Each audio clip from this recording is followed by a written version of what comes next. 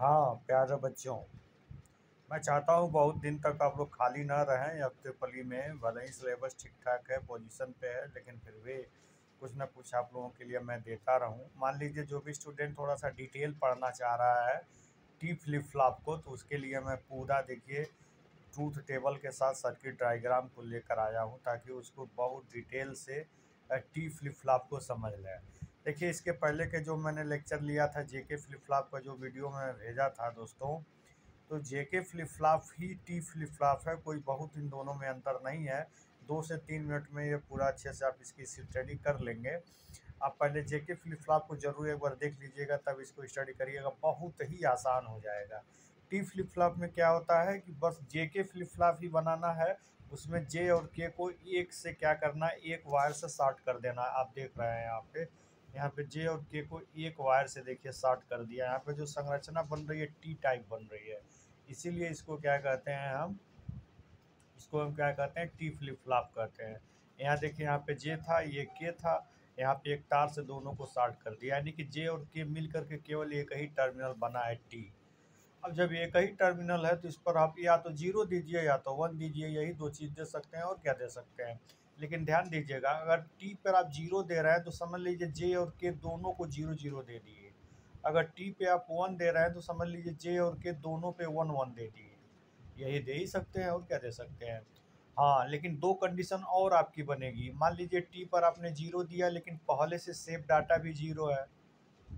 ये पहले से सेव डाटा या तो जीरो हो जाएगा या तो वन हो जाएगा। तो टी बराबर जीरो पे क्यू की दो पोजीशन बन सकती है। हो सकता है पहले से जीरो सेव हो, या हो सकता है पहले से वन सेव हो। तो टी बराबर जीरो पे दो केस इसका बन जाएगा, और टी बराबर वन पे भी दो केस आपका आउटपुट पे बनेगा। मान लीजिए टी बराबर वन दे रहे हैं, हो सकता है क्यू पे पहले जीरो सेव हो, या हो सकता है क्यू पे पहले वन सेव हो।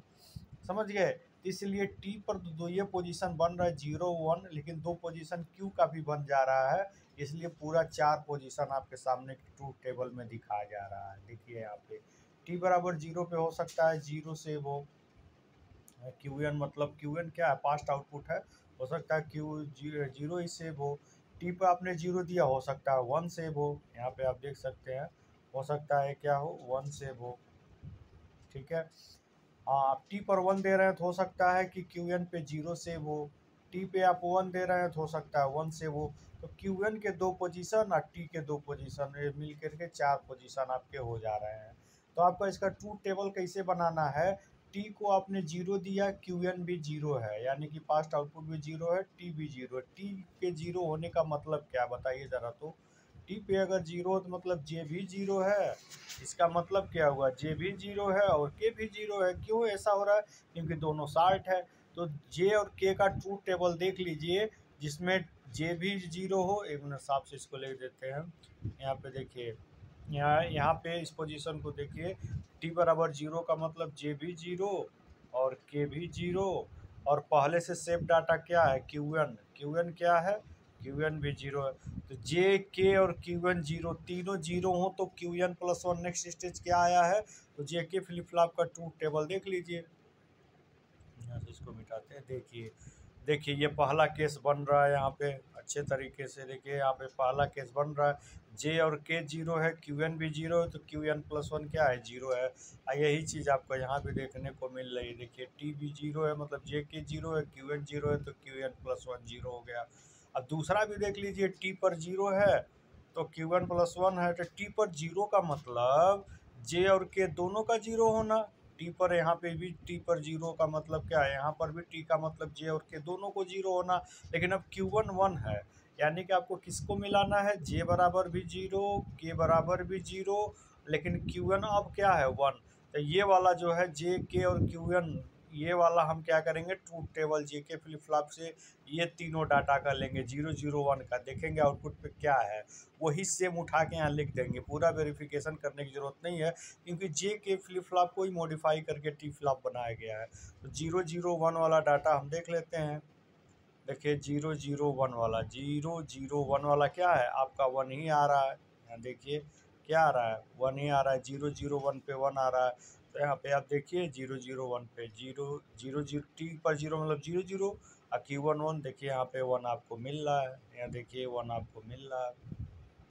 सेम वहीं से ही आप सीधे ट्रूथ टेबल यहाँ पे फीड कर देंगे, तो सेम वही वर्किंग प्रिंसिपल यहाँ पे वर्क करेगी। अब देखिए टी पे 1 दे रहे हैं, टी पे 1 देने का मतलब जे को भी 1 दिए और फिर के को भी 1 दिए, अब Q1 0 है, यानी कि यहाँ पे अब 3 कंडीशन मिलाइए, क्या क्या, 1 1 0, यहाँ पे मिलाइए 1 1 0। देखिए 1 1 0 कहाँ है, ये है 1 1 0, Qn प्लस 1 क्या मिला है, 1 मिला। यहाँ पे देखिए, यहाँ पे देखिए 1 1 0, Qn प्लस 1 क्या है, 1 है, 1 1 0 पर नेक्स्ट स्टेज क्या है, 1 है, यही चीज़ यहाँ पे भर दी गई है। देखिए टी बराबर 1 मतलब जे और के का 1 होना, और Qn 0 है तो क्या मिला आउटपुट आपका, 1 मिला, उसी ट्रूथ टेबल से आप देख लीजिए 1 मिला। अब देखिए टी पर बराबर 1 मतलब जे और के भी 1 हो गया, इसके लिए जे और के भी 1 हो गया और Qn भी 1, तीनों 1 1 केस में जे के फ्लिप फ्लॉप में क्या केस बना है, तीनों 1 1 के केस में 0 बना है। तो देखिए सेम यहाँ पे 0 आपको दिख रहा है, यहाँ पे देखिए सेम आपको 0 दिख रहा है।